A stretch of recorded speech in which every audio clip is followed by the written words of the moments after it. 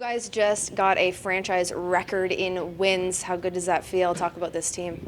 Yeah, it feels really good. At the end of the day, you're not playing for a regular season record, but we play just to get better, and you don't end up getting 13-5 if you're not learning lessons and getting better throughout the season. So I thought, the trials and tribulations throughout the year really accumulated at the end of the night. We just stuck with it. We battled. We've done it all season long.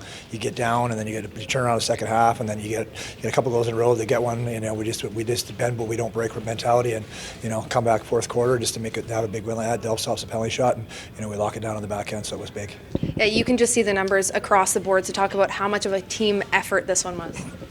Yeah, I didn't think our shoot around was very good. Jesse wasn't able to make it, and no Blando, and Delps had to face a ton of shots, and no Callies, but that's no excuses. We talked about it at the morning shoot around. Like, it is what it is. We'll see what we do. And then at the half, I didn't think we were great. Then I think Jesse stepped up in the room and had some words, and Bobby as well.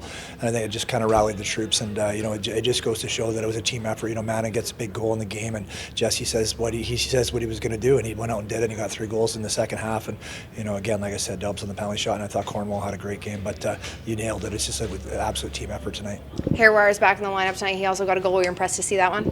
Yeah, you know what? The guys like Jimmy, he's just a great teammate, and they're always cheering for him. He gets that goal, and I think he tricked the mood a little bit and got him off his game with some of his off-floor gamemanship. So, he's just a really loved guy. So you got to like when, he's been out that long, and we talk about just being good people and good teammates, and he's just a good teammate. He didn't complain.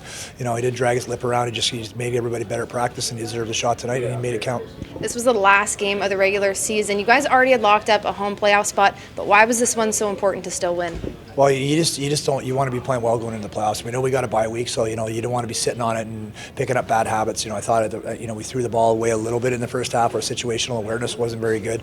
We went to the net with 19 seconds left in the half and second quarter there, which I didn't like.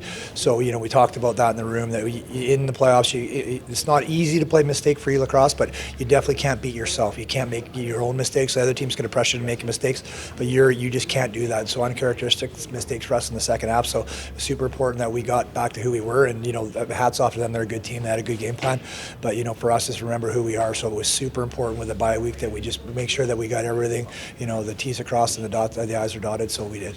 And next game is playoffs. How important is it that it's on home turf?